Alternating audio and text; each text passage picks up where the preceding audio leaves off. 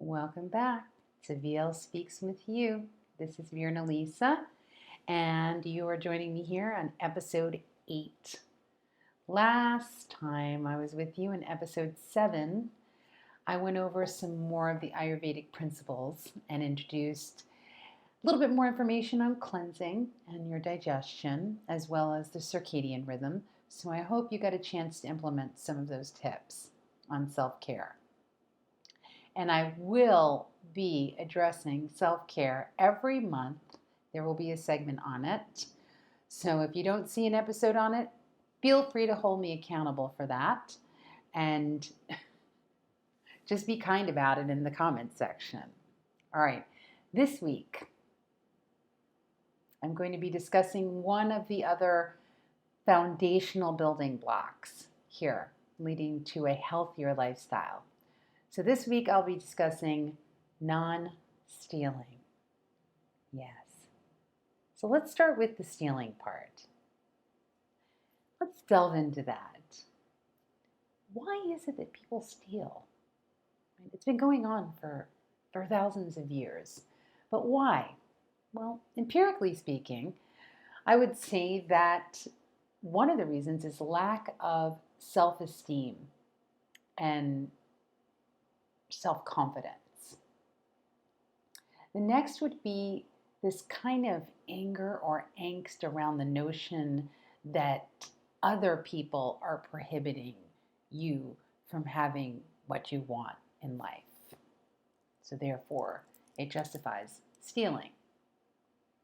Another would be envy, seeing what other people have and thinking I should have that too by any means necessary. Hook or crook. Also, lack of gratitude, being satisfied with what you have. That's just a few to start with. Also, the interesting thing that ties in, now in episodes 1 through 4, I went over non-harming, kindness, truthfulness, and honesty. Things that kind of loop themselves, they're almost like they run in tandem. They play in the same playground. With anger, that emotion of anger is lying in secrecy when it comes to stealing.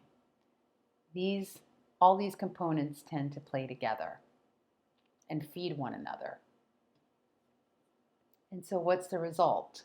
How do you ever quench the thirst for stealing? I mean, stealing is like trying to get some water and pouring it into a glass, and at the bottom of the glass there's no base. It's just a sieve. So everything is moving out and you never get to quench your thirst with that wonderful water that you're trying to get in that glass. And it just feeds into itself. So what do I mean by stealing? Okay, I'll give you some examples. The glaring one that we're all pretty well aware of is walking outside of a store with something that doesn't belong to you and not paying for it. It could belong to you if you paid for it, but you just decide you're going to walk out without it. Or breaking into a car and stealing something, or stealing the whole car, or stealing the parts of the car. That's one example. Another would be taking credit for someone else's work. That could be in the workplace, that could be at home, that could be at school. Social settings, that's a form of stealing. Another is luring away someone's beloved, or at least trying to pull someone away from their beloved. It could be a husband, a wife, a boyfriend, girlfriend, partner. You may not think of it that way, but it is a form of stealing. Also embezzling. Yeah, we hear about that one a lot in the news. We don't necessarily hear about stealing someone else's husband unless it's tabloids about, people, stars or whatever, on the social scene. But embezzling, it could be from your company, the company that you maybe work for, someone else's company, a person or persons that you know or don't know. And one that's very subtle that people may not even really think of it as stealing, but it is stealing other people's time. What does that look like? Okay, let's say that you are supposed to be attending a meeting at work and it starts at a particular time. And usually that's how meetings go. There's a start time and you're not there. And so all of these people that are waiting to start the meeting and waiting for you are just losing time because you're not there.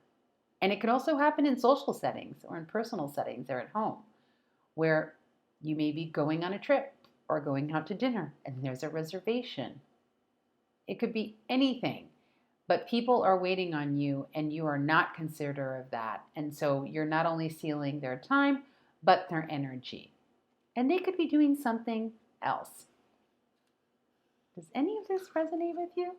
Perhaps you may do one or more of these things, or you may be close to someone that does it, or you may be a spectator, a witness of these things. They are common. They are common occurrences, I can say. So let's say it's you. You find yourself doing one or more of these things, or something like it. What can you do to change it? Well, typically, there's a thought process that goes into stealing. So let's say, and for some people, certain types of stealing, like shoplifting, there's a little bit of a rush when they do it. And afterwards, they may feel like, this wasn't really such a great idea. I don't feel so great about this. So examining yourself is a good way to kind of put the brakes on things, right? Instead of acting right away, when you feel yourself conjuring up these thoughts around stealing, you stop and say, okay, wait a minute. What am I doing and why am I doing it? And how did I feel? How did we feel after we did this? Did we feel good after the rush was gone? Right? Or was there a sense of guilt and shame, which actually is one of those compelling factors to stealing? Right? The lack of self-worth, that lack of self-confidence. And hopefully maybe in examining that, and you can journal about it, you can write these things down and assess yourself and say, okay, this is something that I want to address, and you may need help. You may need some outside help. You may need to see a therapist or talk to a really good friend or a counselor or mentor. But taking that time to assess yourself and think and say, I'm going to do my best to avoid this behavior. And in addition to that, being thankful for what you do have, whatever it may be at this point in time. It doesn't mean that you're not going to have what you want eventually, but be thankful for what you do have. Now, let's say that doesn't help. Those practices doesn't help. They just aren't making a difference in your behavior. A really nice antidote for stealing is actually giving. Yes, becoming a giver is a nice antidote to stealing. Who'd have thunk? So what are you going to give? Well, your time, money, resources. Let's say that in your process of stealing things that don't belong to you, you have a lot of those things. So give some away to people that need it. You are performing a selfless act. This is the exercise of selflessness. The nice thing about selflessness and giving, for the sake of giving, is it actually makes you feel better. And so when you're feeling better, this lends to you feeling happier and having a greater sense of self-worth and self-confidence. So you started a new loop here, right? You're waking your way out of that other loop where there was this condemnation and self-condemnation and guilt and shame and lack of self-worth. Now you're doing things that are going to help you with your self-worth and self-confidence. You see how that works? I mean, volunteering is always a great thing. I loved volunteer work. Essentially, this is volunteer work. But it really does feel good to share things that you have. It could be that you have a really good expertise, aside from stealing. You have some other expertise that other people would benefit from. You could mentor people, right? And use the skill set that you already have to help another person, which in turn, again, will create that new loop. It's a new loop, it's a new way of thinking, right? And wealth is a mindset, right? Feeling that sense of wealth and happiness is a mindset. It's an internal thing that you're doing, it's an internal practice because you do have the power to make better choices and you do have the power to pivot and switch modes. It's going to take practice, it may not happen overnight, but it will over time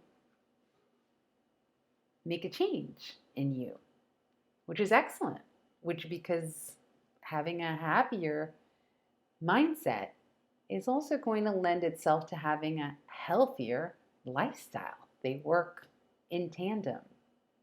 And so over time, you're going to notice changes in yourself in a really good way, which is always nice. It's always nice to be able to say, hey, I made a change. I made a significant change. And you can write that down in your journal. Something else that recommends you. Yeah, it's nice to know that you have inner resources that you can depend on, that you don't have to worry about somebody else being in charge of your happiness and what you can manifest in your life. You have that sort of agency to do that for yourself. And that's empowering. And it's not only empowering to you, but it's also empowering to the people around you. So you have those inner resources to make yourself happy, which in turn also helps to lift that guilt that you may have, lift that guilt and shame that you may have had around this habit. And now you've increased your self-confidence, your self-awareness, and your self-worth. How lovely is that? Yeah. So try that and revisit this video whenever you need to, or share it with someone that you feel needs to hear it. Yeah.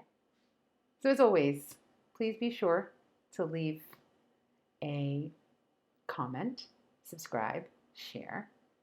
Be mindful and kind when you're leaving a message. And I thank you for joining me again here on episode 8 and look forward to seeing you again. Enjoy the outdoors. It's a wonderful time of year. Everything is budding and take really good care of yourself. Alrighty. Ciao.